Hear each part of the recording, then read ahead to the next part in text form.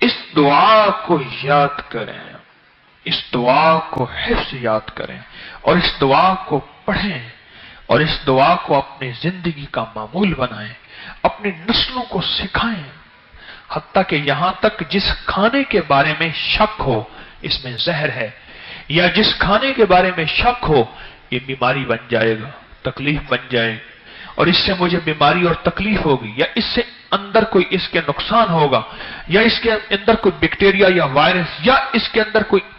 Infection, یا کوئی اس کے ذریعے سے مجھے تکلیف، اس کھانے کی نیت کر میں یہ دعا لازم 3 دفعہ پڑھیں۔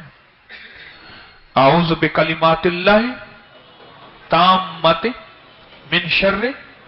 ما خلق، بس یہ چھوٹی سی دعا ہے۔ مولا تیری پناہ، تیری چھتری، تیرے ان خفیہ کلمات سے جو تیرے علم میں ہے، تیری معلومات